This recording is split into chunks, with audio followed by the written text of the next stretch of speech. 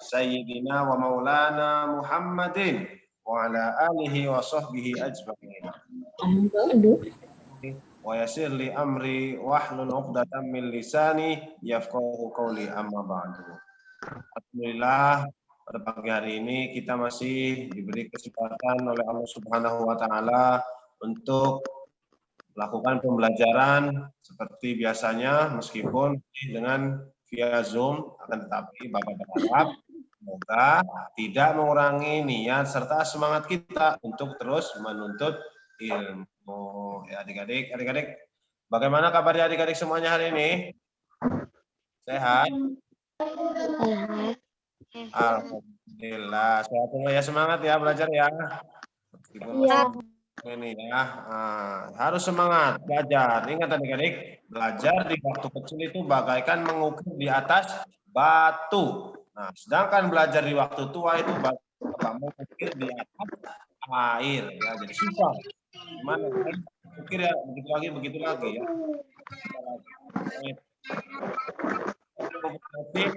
Udah, ayo kita semangat belajar bersama-sama ya. Ya, jadi anak-anak yang pintar, soleh-solehah ya, bisa membanggakan kedua orang tua. Baiklah adik-adik yang Bapak banggakan.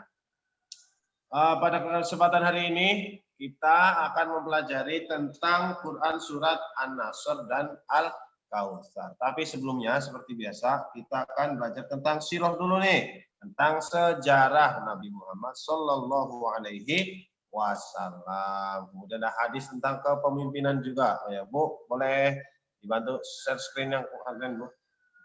Tentang hadis tentang kepemimpinan dan tanggung jawab. Kemarin kita sudah belajar tentang kemandirian Nabi Muhammad Sallallahu Alaihi Wasallam. Ya, Nabi Muhammad dari kecil sudah mandiri, ya, bekerja sebagai apa adik-adik, ingat nggak? Ada yang ingat nggak adik-adik? Ayo. Mengembala kambing. Mengembala kambing. Mengembala kambing yang domba. Gembala kambing milik penduduk mana? Penduduk Mekah. Ya, pintar, nah, masih ingat ya. Nah ya, masih umur berapa? Ayo ingat nggak adik-adik? Nabi Muhammad itu menggembala kambing sejak umur berapa? 7 tahun. 6 tahun. 8 tahun.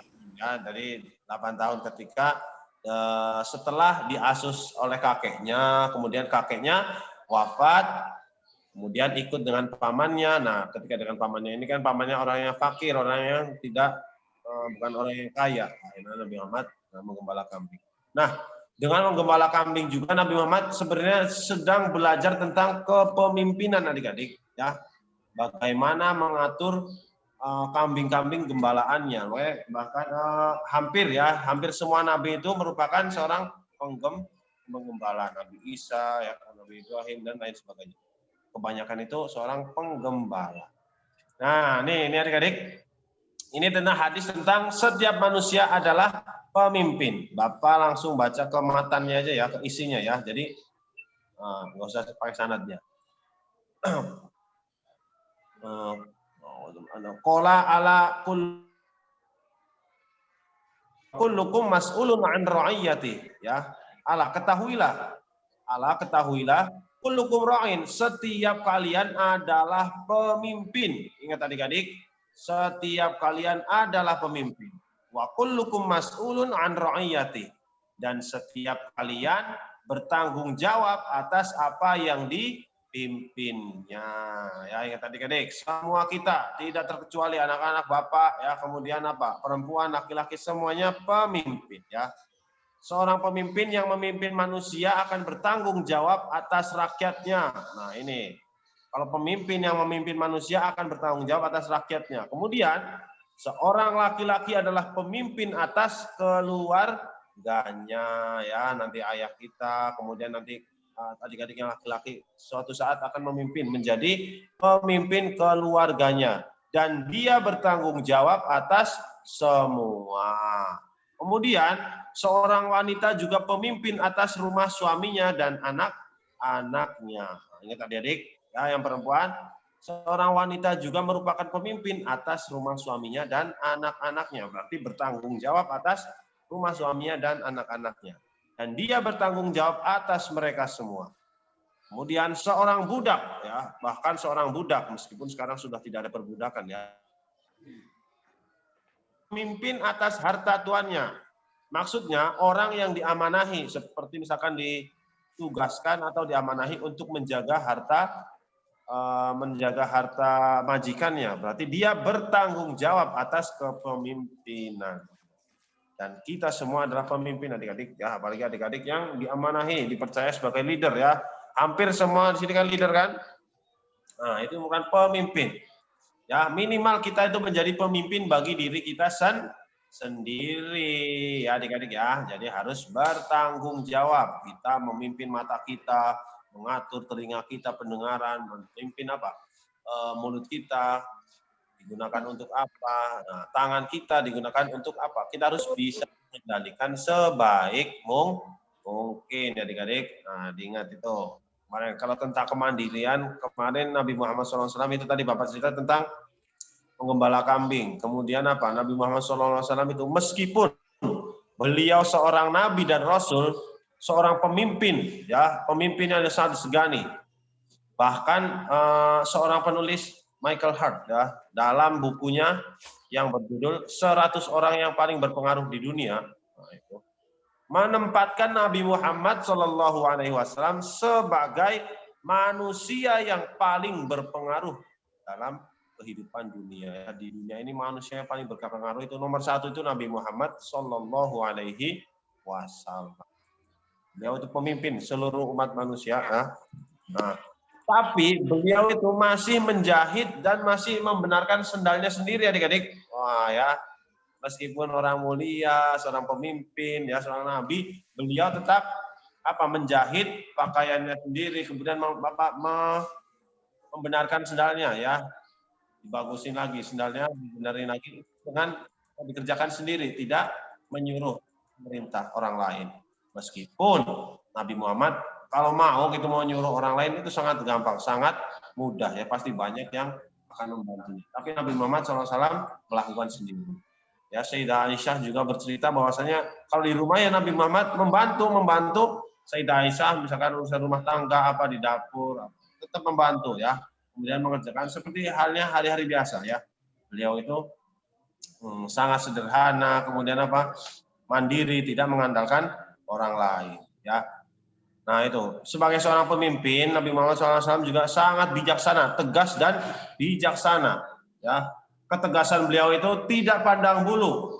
Ya, adik-adik. Adik-adik, tahu nggak siapa Sayyidah Fatimah? Tahu siapa Sayyidah Fatimah? Ayo.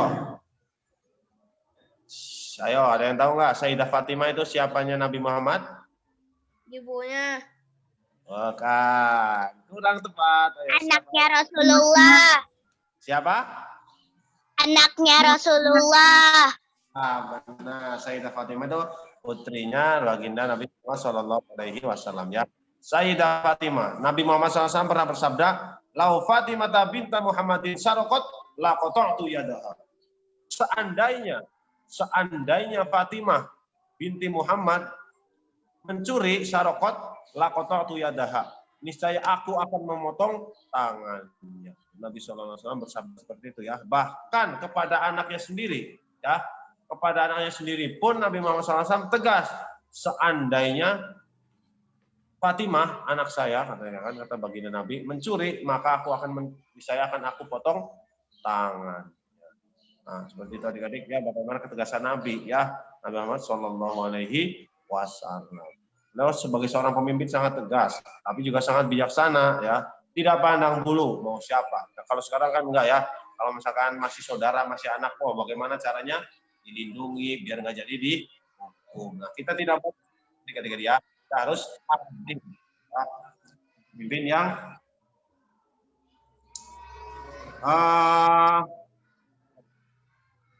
nah, Nabi Muhammad SAW juga seorang pemimpin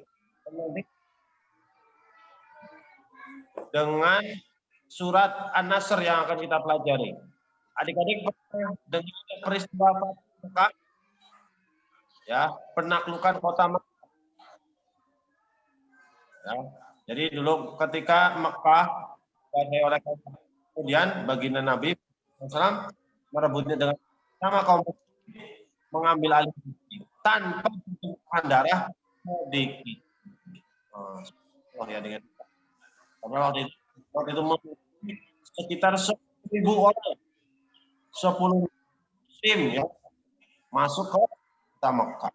Kalau peristiwa, tapi tidak terjadi tumpahan darah sedikit, jalan ramai. Itu dengan kepemimpinan besar Allah. Beliau tidak hanya memimpin di dunia saja, akan tetapi juga akan kita diakhirat. Semoga kita diakui menjadinya dapat syafaat akhir yaumil akhir. Amin ya rabbal alamin. Nah, itu adik-adik tentang hadis pimpinan ya, setiap kita itu pemimpin dan kita harus bertanggung jawab dan pimpinan. Selanjutnya hadis tentang tanggung jawab.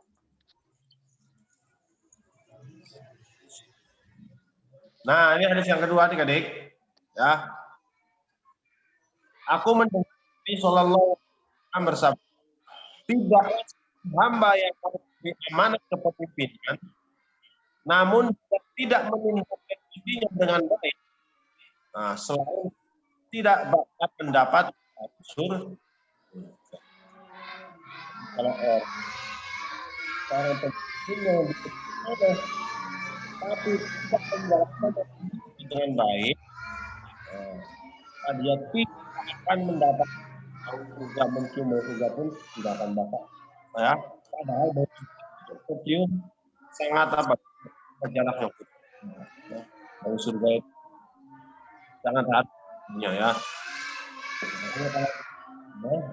Nanti siapa pun dia adik-adik, suatu saat ada yang akan menjadi pemimpin ya, atau di kalangan RT misalkan RW atau lurah bahkan nanti presiden yang tahu kan ya, ada yang menjadi presiden atau pejabat bupati wali kota misalkan.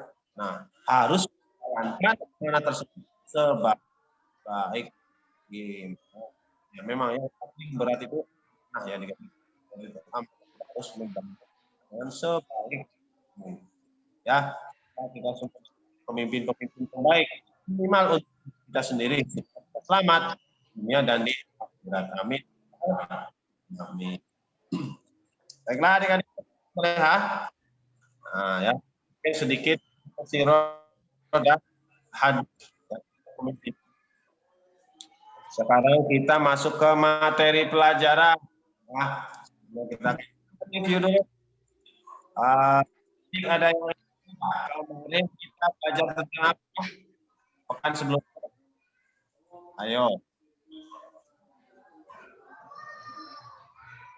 Jadi, ada yang ingat kemarin sebelumnya kita belajar tentang apa?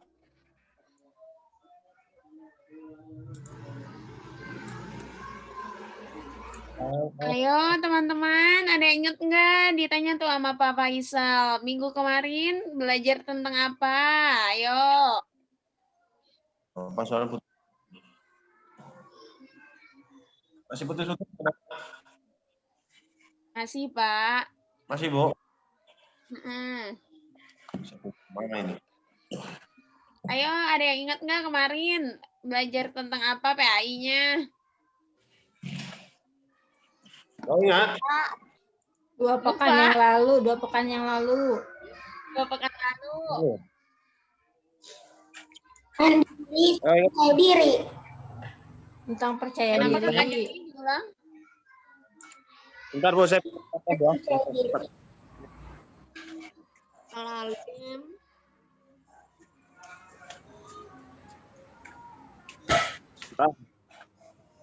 Oops.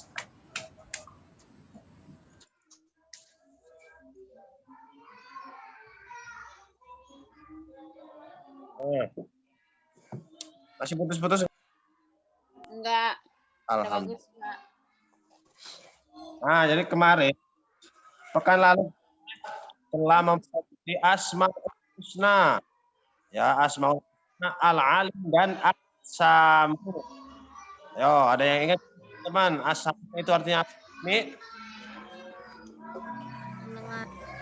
Allah dan ya pintar kakak jawab. Ya. Kalau al-alim apa artinya kak? Wow. Al-alim apa artinya? Ayo, al-alim apa artinya? Yang maha Ayo coba. yang maha mengetahui. Ah iya kakak terima kasih. Al-alim. Allah maha tahu. Oh kakak Zak. Papa. Papa. Ya, ini review. Ingat lagi. Jadi ya, tapi al-alim maha mengetahui dan as-sami nya Allah maha mendengar. Jadi Allah mengetahui ya yang zahir maupun yang gaib. Coba untuk yang gaib, yang zahir, yang nampak itu kan seperti kita nih, manusia zahir, hewan-hewan zahir jelas nampak, tumbuh-tumbuhan juga zahir. Kalau makhluk yang gaib, gaib itu tidak terlihat. Apa contohnya kok? Tahu? Bapak Isal, suaranya di saya masih putus-putus. Masih putus-putus, Bu? Suaranya hilang. Waduh. Ya, Pak. Ya aku enggak, Bu. Enggak. Ada yang jelas, ada yang enggak. Di Bu Isya jelas kok.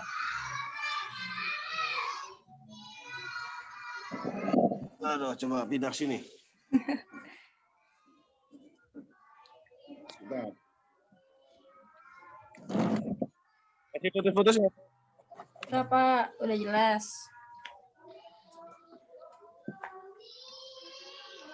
Oh, adik-adik, coba. Makhluk yang gaib, termasuk makhluk yang gaib. Contohnya, yang gaib yang jelas kayak ini manusia, kemudian hewan-hewan, tumbuhan, itu makhluk yang jelas. Kalau yang gaib itu seperti apa? Yang tidak apa ya? Malaikat. Nah, pintar. Malaikat. Itu kan nggak kelihatan, tapi ada. Ya. Kemudian apa lagi? Setan. Jin. Nah, iya, setan, jin. Bagus. Iya, pintar. Ya. Malaikat, setan, jin itu semua makhluk yang gaib. Artinya gaib itu tidak terlihat dengan mata telanjang, mata kosong ya. Nah, itu adik-adik ya. Allah itu mengetahui semuanya. Nah, iblis juga benar kakak ya. Iblis juga makhluk yang gaib. Nah, dan lain sebagainya. Hari kiamat itu akhirat, negeri akhirat, surga neraka itu masih gaib untuk sekarang ya. Nah, itu adik-adik, makanya Allah itu mengetahui baik yang jelas maupun yang tersembunyi ya. Bahkan apalagi yang di dalam lubang bumi paling dalam Allah Maha mengetahui. Ya. Kemudian yang di dalam hati kita Allah juga mengetahui. Makanya hati-hati ya. Hatinya harus dijaga dengan bersih. Wa ya'lamu ma fis ya. Allah itu Maha mengetahui apa yang ada di dalam hati kita. Tidak ada yang bisa bersembunyi dari penglihatan Allah ya. Makanya hati-hati adik-adik, dimanapun kita berada, kita harus menjaga perbuatan kita ya. Ucapan kita ya, tadi as-sami, Allah artinya maha mendengar. Kita harus nantiasa menjaga perkataan kita supaya tidak dicatat nanti ya. Tadi dicatat nanti oleh malaikat raqib atid ya. Ma yalfidzu min qaulin illa ladaihi raqibun atid. Tidaklah suatu ucapan yang diucapkan oleh kita itu kecuali ada malaikat yang senantiasa menjaga kita ya. Malaikat yang menjaga kita tidak pernah absen. Nah, setiap kita itu diikuti oleh malaikat adik-adik. Nah, cuman kita nggak tahu kan, nggak kelihatan. Soalnya malaikat itu makhluk yang gaib. Makanya kita harus senantiasa hati-hati dalam berbicara. Jadi itu sedikit review as-sami. Ya, jangan lupa lagi ya. Tim Allah dan as-sami Allah lanjut ya. Nah, sekarang kita mempelajari Quran surat An-Nasr. Adik tahu nggak nih jumlah surat di dalam Quran ada berapa? Ayo. 114. Pintar. Alhamdulillah. Kalian jawab. Lihat ini. Siapa ya? Ya, Bapak. Nah, ya benar. 114 surat yang ada di dalam Al-Quran. Terima kasih. Nah, kali ini kita akan mempelajari tentang surat An-Nasr, yakni surat ke-110. Nah, ya, surat ke-110 dari 114 dalam Al-Quran. Jadi sebelumnya kita baca bareng-bareng ya. Sebelum kita mempelajari tentang Quran surat An-Nasr, kita alangkah baiknya kita membacanya bersama-sama terlebih. Siap nggak nih? Ikutin Bapak nanti ya.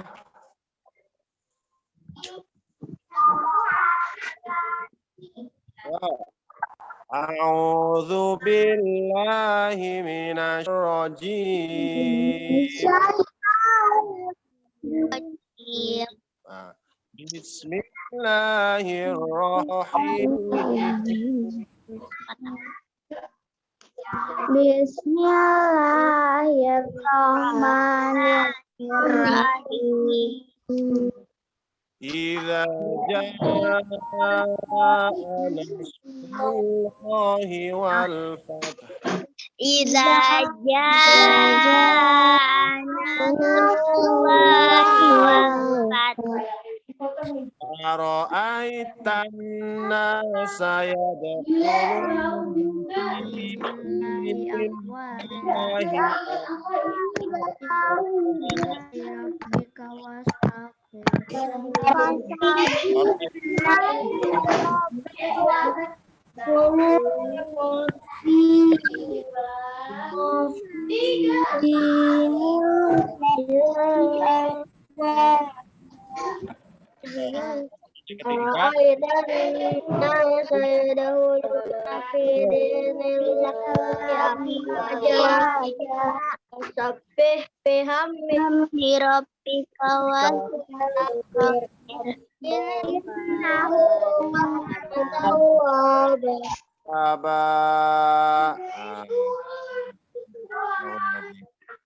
teman-teman ya.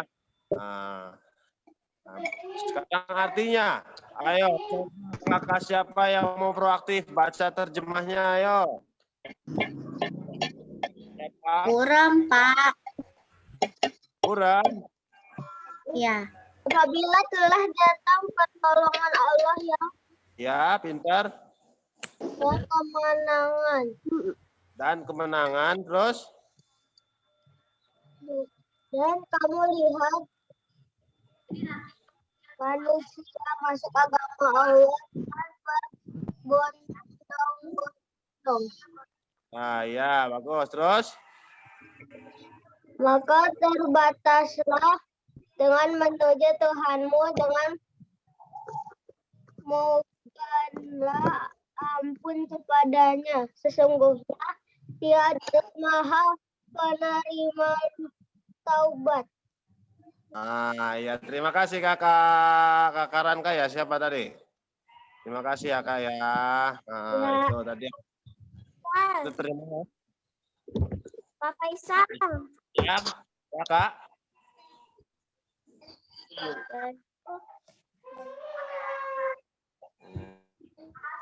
Lanjut ya kakak-kakak ya. Boleh dilanjut ya, Bapak lanjut ini. Nah, tadi itu adik-adik. Quran surat An-Nasr. Nama surat An-Nasr diambil dari kata An-Nasr yang terdapat pada ayat pertama. Tadi itu ya, idza jaa nasrullah. Nah, nasrullah ini. Nasr artinya adalah pertolongan. Ya, ingat adik-adik. Nah, dicatat An-Nasr itu artinya pertolongan. Nasoro yang suruh nasron, wamang soron fahuana sirun wadaka mangsurun unsur latang sur. Ya, nasron.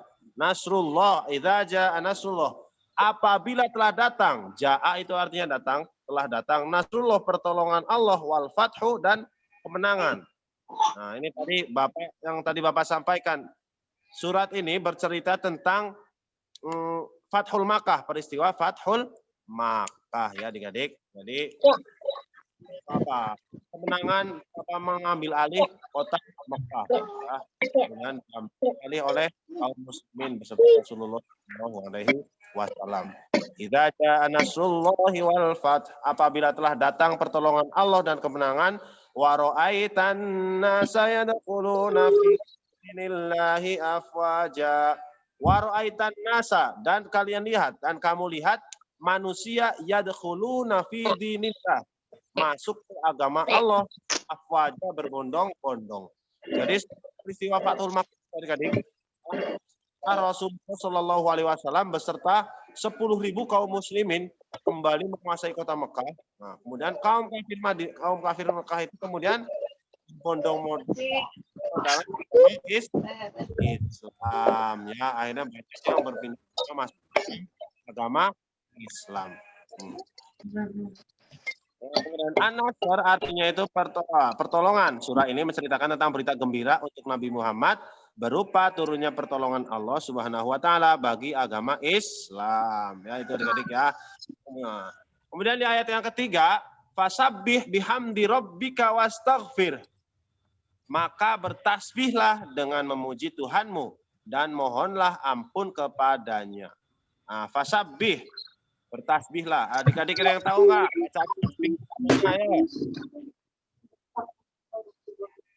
Bacaan tasbih gimana? Ayo, adik-adik ada yang tahu? Ya, ada yang tahu ya teman-teman. Ayo. Kita kan sering dengar nih bacaan tasbih. Bacaan tasbih itu yang gimana sih? Tentu sering. Adik-adik masih tahu, cuman nggak tahu nama. Pak, ayo. Nggak tahu. Habis sholat biasanya baca apa kita yang 33 kali itu? Tasbih lah. Iya, tasbih. Gimana bacaannya? Alhamdulillah. Nah, subhanallah. Adik-adik ya, tasbih itu ya Kak ya. Subhanallah artinya tasbih itu ya, bacaan tasbih. Kalau tahmid yang gimana tahmid? Kalau tasbih kan subhanallah, kalau tahmid? Alhamdulillah. Alhamdulillah. Kalau takbir? Allahu Akbar. Pintar, Allahu Akbar. Nah, itu adik-adik ya, diingat-ingat. Kalau tasbih itu subhanallah, itu artinya tasbih ya, mensucikan Allah. Subhanallah kan artinya maha suci. Kemudian kalau tahmid atau hamdalah itu alhamdulillah. Kalau takbir Allahu Akbar. Kalau tahmid yang gimana coba? Ayo, bacaan tahlil itu yang gimana? La ilaha illallah.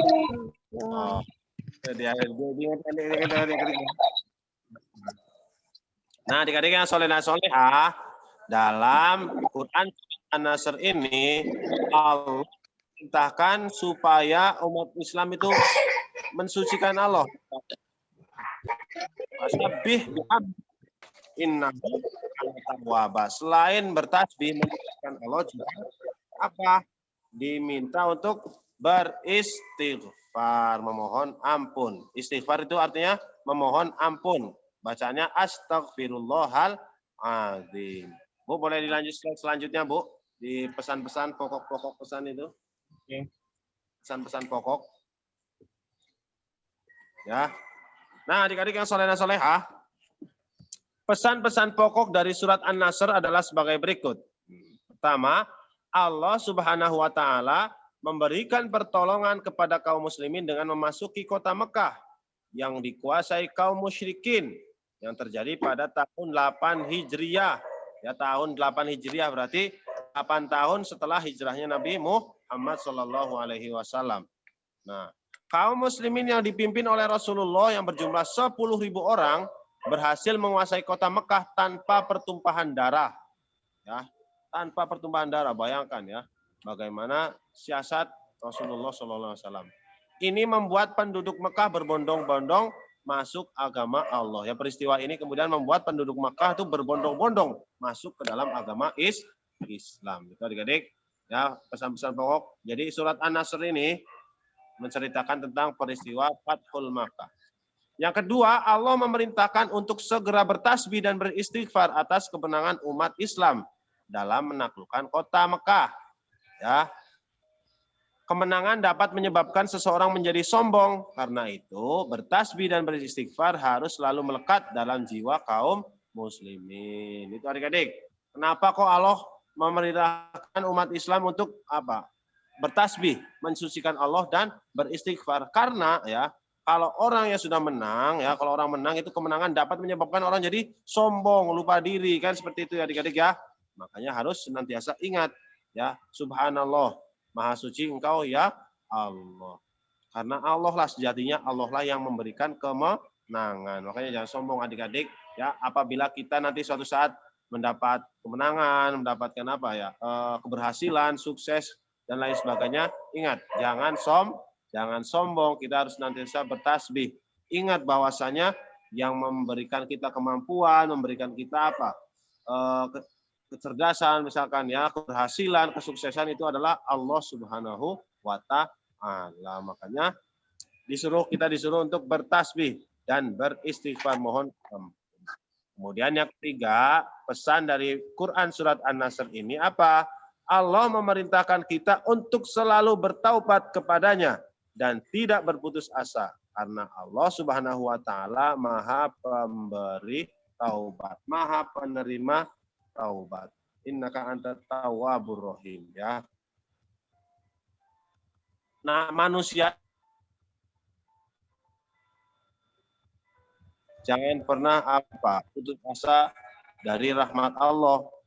Ya, jangan pernah putus asa dari rahmat Allah. Kita tinggal minta ampun, ya. Yang penting kita itu beristighfar. Ya. Istighfar, mohon menyadari kesalahan kita. Ingat itu dari istighfar itu yang paling adik-adik tadi lihat bacaan tasbih, gimana bacaan tasbih? Subhanallah. Subhanallah. Nah, ya, pintar. Coba bacaan tahlil tadi gimana? La ilaha illallah. Allahu Akbar. Kalau yang tahlil bacanya pintar.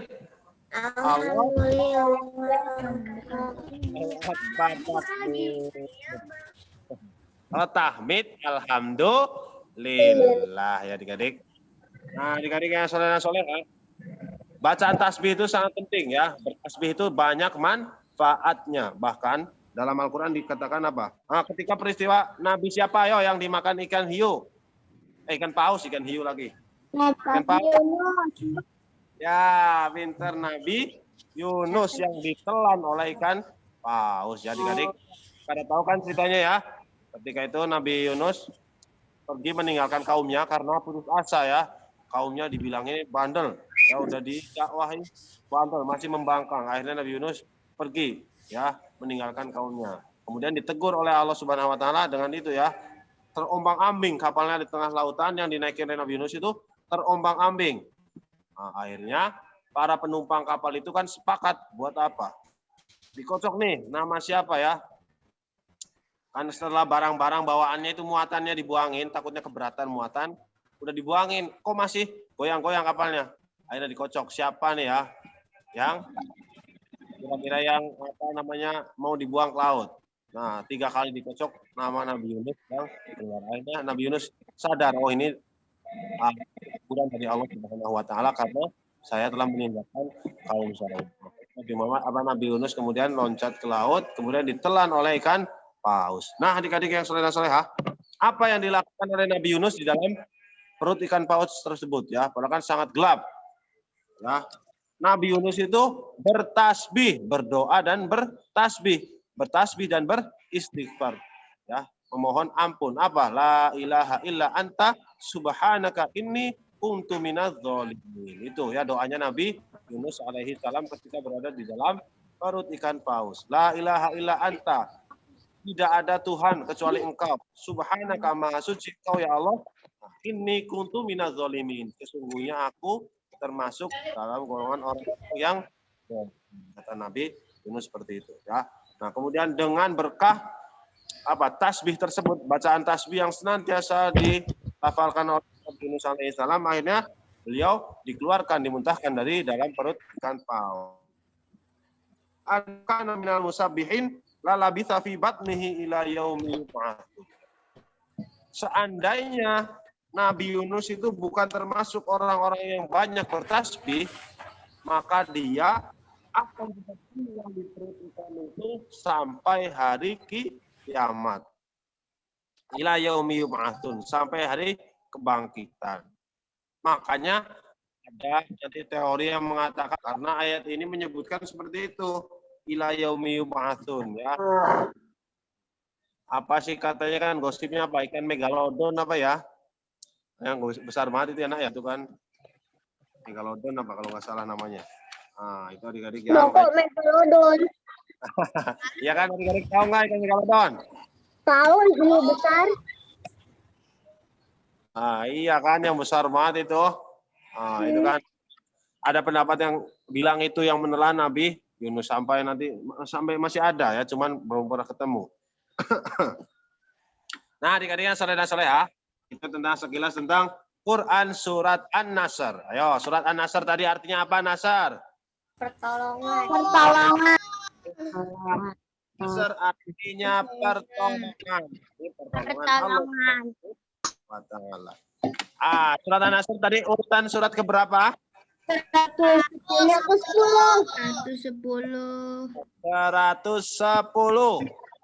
Kemudian surat An-Nasr termasuk ke dalam golongan surat apa yo? Turun di kota mana?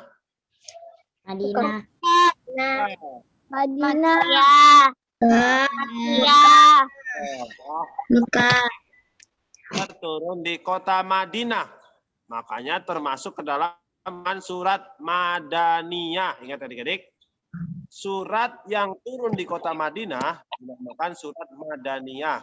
Kalau yang turun di kota Mekah namanya surat Makiyah. Ya, adik-adik gitu ya. Pintar tadi ya, surat An-Nasr termasuk ke dalam golongan surat Madaniyah karena turun di kota Madinah. Allah Subhanahu wa Ta'ala memerintahkan apa kaum muslimin untuk apa? Tasbih dan istighfar. Ya, benar. Istighfar dan senantiasa bertaubat ya. Innahu kana tawwaba ya. Makanya senantiasa bertaubat, kembali. Taubat itu artinya apa? Kembali, taba ya tubuh ya. Kembali maksudnya kembali ke jalan yang benar ya. Itu adik-adik. Ada yang ingin ditanyakan tentang surat An-Nasr ini adik-adik? Paham ya, insya Allah ya. Nah, sudah paham insya Allah semuanya adik-adik ini. Kalau nggak lanjut ke surat Al-Kautsar sekarang. Quran surat Al-Kautsar. Boleh slide selanjutnya, Bu? Maaf, Bu. Sudah, Pak. Muncul nggak?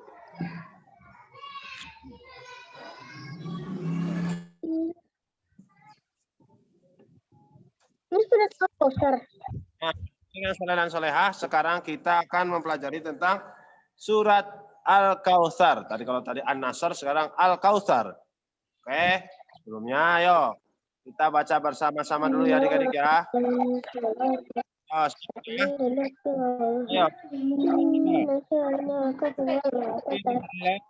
Minasyaitonirrajim.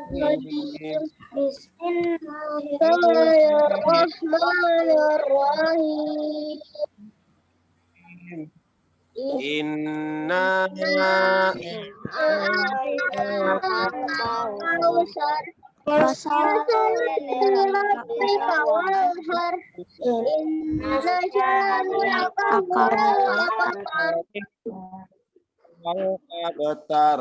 Baik, Shadakallah nanti. Terima kasih. Ayo kakak siapa ayo yang mau proaktif baca terjemahnya? Tadi kan kakak Karanka, sekarang siapa ayo? Kok saya Karanka? Ayo boleh? Buram. Buram? Oh iya ya Buram ya? Iya. Baik, Bapak bacakan saja ya. Kami berikan kepadamu sangat banyak. Sebab itu hendaklah engkau menyembah karena Tuhanmu yang hendak engkau berkurban. Dan berkurbanlah. Nah ya.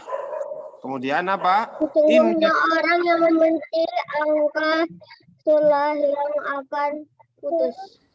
Ya, terima kasih kakak. Dan sesungguhnya orang-orang yang membenci kamu dialah yang terputus. Oke, Bapak ulangi ya, biar dengar semuanya. Inna a'toina kal kausar. Inna sesungguhnya a'toina kami telah memberimu kal kausar itu nikmat yang banyak. Nah, ingat adik-adik. Nikmat yang banyak. Ya. Al-Kautsar itu artinya nikmat yang banyak. Catat, biar nggak lupa nanti. Al-Kautsar artinya nikmat yang banyak. Fasholli li rabbika wanhar. Sebab itu, hendaklah engkau sembahyang karena Tuhanmu. Hendaklah engkau sholat. Ya, sholat. Karena Tuhanmu. Li rabbika wanhar. Dan hendaklah engkau berkurban. Ya, adik-adik. Tahu ya, adik-adik berkurban ya. Inna syani'aka huwal abtar. Orang yang membenci kau itulah yang akan terputus. Jadi Allah Subhanahu wa taala memerintahkan umat Islam untuk apa? Salat. Salat dan adik-adik coba mengenal Quran surat Al-Kautsar, ada yang bisa baca nih, jelaskan tulisannya. Ayo. Atau Bapak tunjuk nih, kakak siapa ya, baca penjelasannya.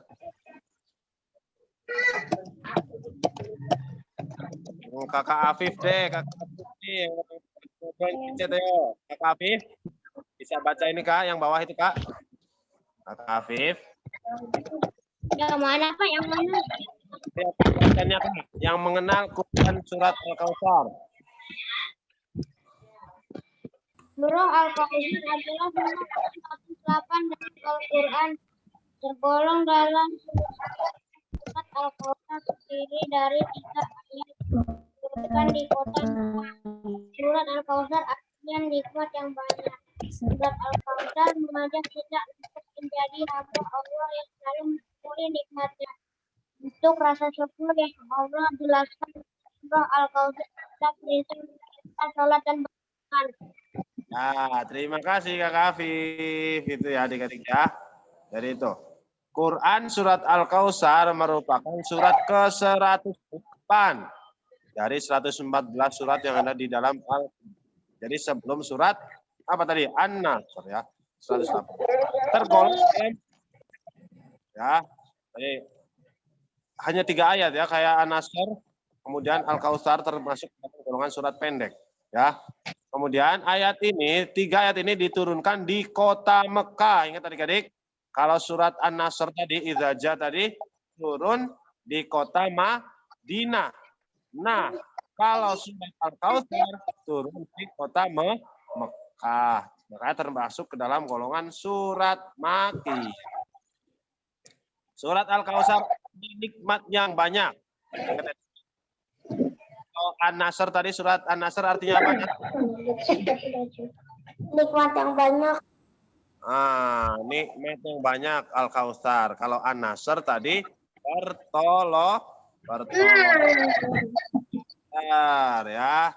Nah, adik-adik yang soleh dan solehah, surat Al-Kautsar mengajak kita untuk menjadi hamba Allah yang selalu mensyukuri nikmatnya.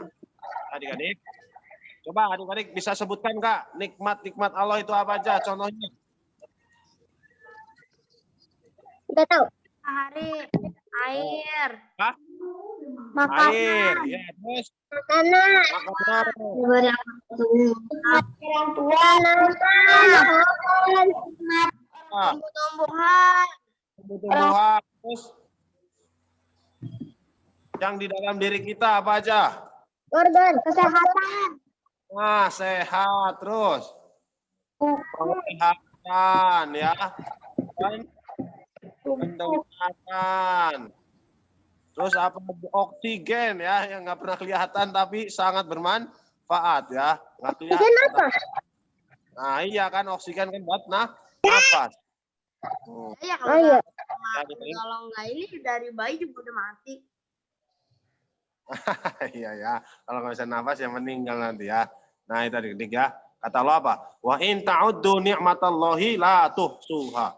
Kalau kalian mau menghitung nikmatku, seandainya kalian menghitung nikmatku, niscaya tidak akan bisa. Ya adik-adik, itu adik-adik ya. Ingat, nikmat Allah itu sangat banyak tadi, yang di dalam diri kita aja banyak tadi. Penglihatan, kemudian pendengaran, mulut, terus bisa nafas, dan lain sebagainya. Belum lagi nanti kecerdasan, kemudian apa, kesehatan, kekuatan, dan lain sebagainya. Itu nikmat Allah Subhanahu wa Ta'ala. Sangat banyak. Kemudian tadi ada tumbuh-tumbuhan, ada air ya adik-adik ya, tadi pintar. Kemudian apa lagi, makanan. Patut kita syukuri, dan bagaimana cara kita mensyukurinya dalam melakukan kurban. Tahu ya adik-adik ya kurban ya? Kira-kira apa aja hewan yang biasanya dijadikan kurban, apa aja ya adik-adik tahu kan? Kambing, ya. Sapi. Unta mungkin ya. Nah, itu adik-adik ya. Kurban. Selain kita diperintahkan untuk mendirikan sholat, kita juga diperintahkan untuk melakukan kurban ya. Tapi itu bukan sembelihannya dilakukan karena Allah Subhanahu wa Ta'ala, karena ketaatan kepada Allah Subhanahu wa Ta'ala. Tapi dagingnya kita berikan kepada fakir miskin, dibagikan kepada saudara-saudara kita yang kurang beruntung. Gitu adik-adik ya. Makanya harus diingat, salah satu cara mensyukuri nikmat. Nah, semuanya harus kita syukuri adik-adik. Bayangkan, mohon maaf, saudara-saudara kita yang di Afrika sana itu kan tidak seberuntung kita yang di Indonesia, di Asia. Subur tanahnya, banyak tumbuhan, ya kan? Airnya banyak, berlimpah. Coba di sana. Adik-adik pernah lihat nggak? Suka lihat nggak di YouTube itu? Kan ada yang sampai makan tanah liat. Ya, tanah liat dibikin kayak kue begitu, terus kemudian dimakan. Tuh, saking tidak adanya bahan makanan. Dan banyak lah ya, saudara-saudara jauh-jauh, saudara-saudara kita yang sedang tertimpa bencana sekarang, tertimpa musibah itu kan kekurangan air, kekurangan makanan, kekurangan pakaian. Nah, kita masih alhamdulillah kita masih diberi nikmat oleh Allah Subhanahu wa Ta'ala, nikmat sehat, ya, nikmat rezeki, ya bisa belajar, ya bisa ada handphone, bisa melakukan Zoom. Itu juga nikmat adik-adik. Tidak semua teman-teman kita, saudara-saudara kita itu bisa melakukan pembelajaran melalui Zoom. Oh, Bu, Arab Saudi hujan salju. Oh iya ya, hujan salju Arab Saudi. Ya, karena perubahan iklim adik-adik mungkin ya sekarang ya, perubahan iklim. Jadi ya itulah karena pemanasan global warming, jadi iklimnya berubah, makanya hati-hati. Ya, dan kita juga harus ikut peduli, proaktif ya, mencegah mengurangi sedikit efek dengan cara menanam, melakukan penghijauan, ya adik-adik, membuang sampah, memilah sampah, tanda-tanda hari kiamat. Wah, iya ya, bisa jadi. Makanya harus cepat-cepat taubat nih kakak-kakak ya. Harus cepat-cepat taubat, segera bertaubat. Takutnya nanti keburu kiamat. Alhamdulillah ya. Semoga kita semua diselamatkan oleh Allah Subhanahu wa Ta'ala dari huru-hara dahsyatnya hari kiamat. Nah, lanjut adik-adik ya. Tadi ini Quran surat Al-Kautsar diturunkan di kota Mekah, termasuk ke dalam golongan surat Makkiyah. Slide selanjutnya, Bu, pesan-pesan pokoknya, Bu.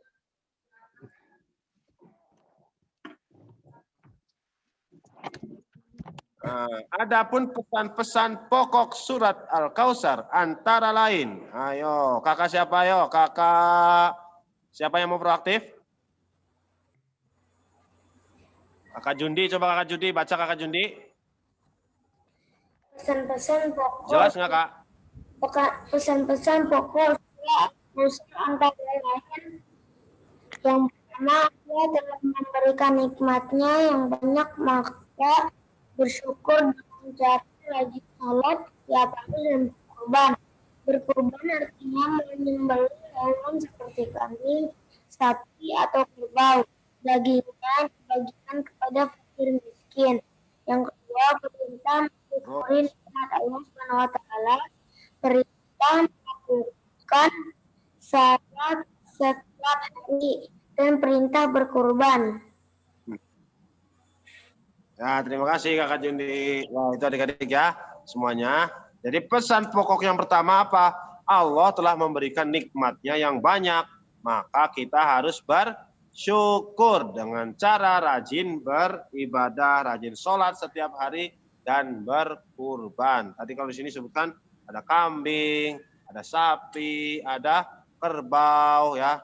Tapi kalau Bapak yang kurban yang kerbau secara langsung belum pernah lihat itu Bapak. Adik-adik udah pernah lihat belum kerbau disembelih?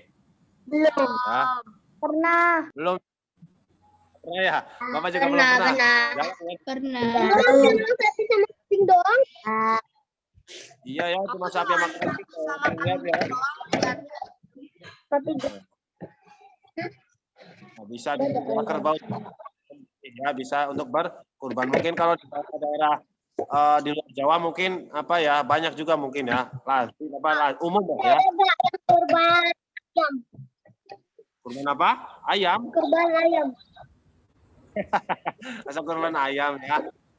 Pernah mendengar Bapak kalau ada yang kurban ayam malah ya. Nanti ada bebek nanti ya. Kayak Lamongan pecel lele, ada ayam, bebek, ada lele nanti ya.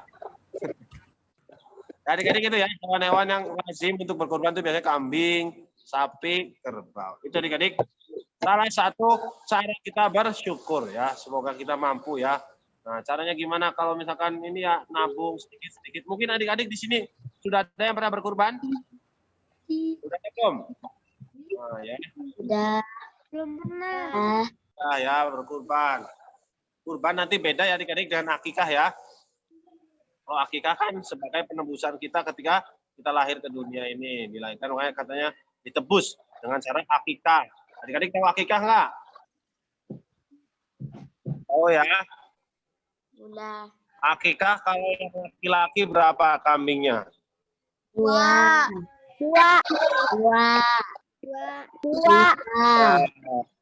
Kalau yang perempuan? Satu.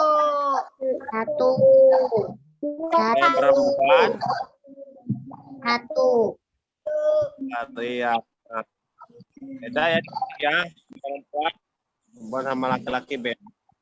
Kemudian akikah dan kurban kita melakukan sholat setiap hari dan perintah berkurban. Adik-adik sholatnya rajin kan nih di rumah nih? Rajin ya. Pokoknya sholat itu harus ya caranya. Tidak ada alasan untuk meninggalkan sholat. Awaluma yuhasabu bihi as-sholat. Yang pertama kali dihisab di akhirat kelak nanti itu apa? Sholatnya. Kalau sholat kita bagus, insya Allah bagus. Oh, cacat. Nah, nanti dipertanyakan, dipertimbangkan. Makanya kita harus hati-hati nih dalam menjaga sholat. As-sholatu imaduddin. Sholat itu tiang agama.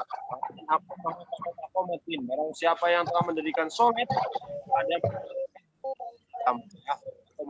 waman tarokah faqad pada mati. Dan barang siapa yang meninggalkan sholat, maka dia telah nah, hati-hati jangan sampai kita meninggalkan sholat.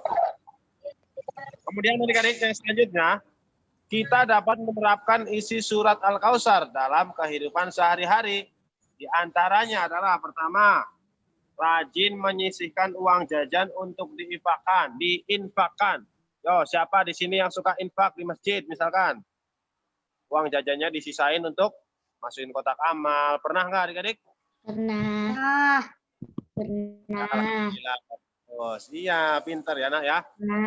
Misalkan uang jajan kita 10.000, sisakan 2.000 atau 5.000 disisihkan untuk diinfakkan. Masukin kotak masjid atau enggak ya bisa buat jajanin temannya, sodakoh ya. Temannya ada yang bawa uang jajan nih, boleh dijajan. Berjamaah, adik-adik rajin nggak jamaahnya nih? Ya. Ayo. Rajin. Ya. Rajin. Ya. Kalau jamaah ke masjid, tapi Berjamaah. sekarang lagi pandemi ya nak ya. Hati-hati anak ya. Berjamaah.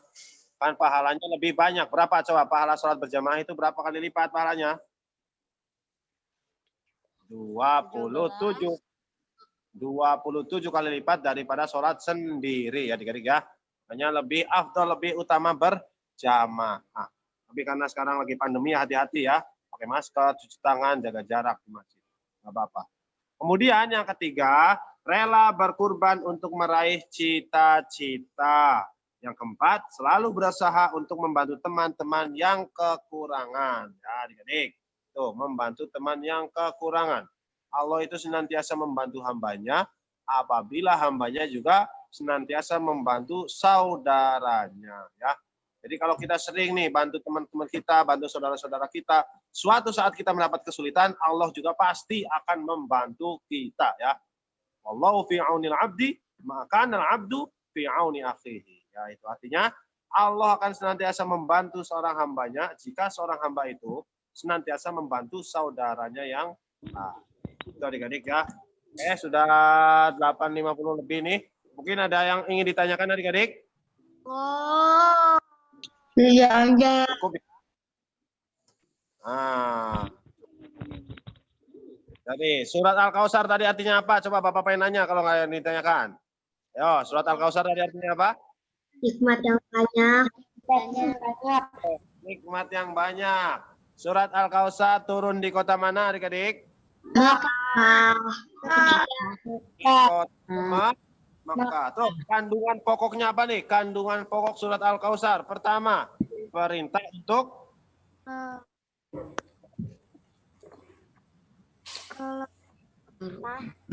mensyukuri dengan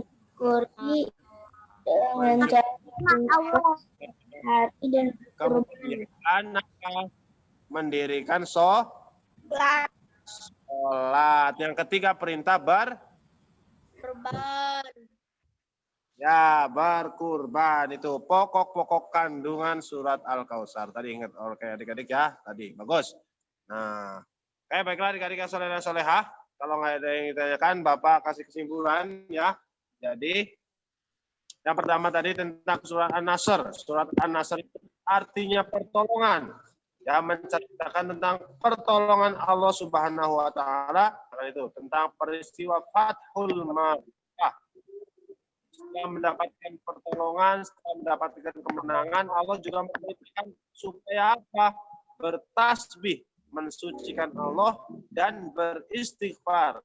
Artinya orang yang mendapat kemenangan cenderung makanya kaum muslimin diperintahkan untuk senantiasa bertasbih dan beristighfar tadi. Kemudian surat Al-Kautsar tadi udah artinya pertolongan nikmat yang banyak. Maaf, Kautsar artinya nikmat yang banyak. Kandungannya perintah untuk senantiasa mensyukuri nikmat Allah dengan cara mendirikan sholat dan melakukan kurban. Sholli li rabbika wanhar. Baiklah adik-adik yang soleh dan solehah, apabila tidak yang ditanyakan, mungkin Bapak cukupkan sampai di sini.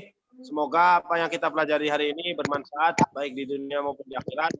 Apabila ada kata-kata Bapak yang salah, semoga Bapak diampuni oleh Allah Subhanahu wa taala. Apabila Bapak yang tidak berkenan di adik-adik, Bapak mohon maaf ya.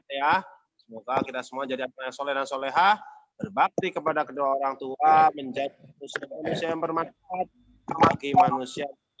Amin ya rabbal alamin. Nabi ya maaf, hasbunallahu wa ni'mal wakil, wallahu a'lam bishawab.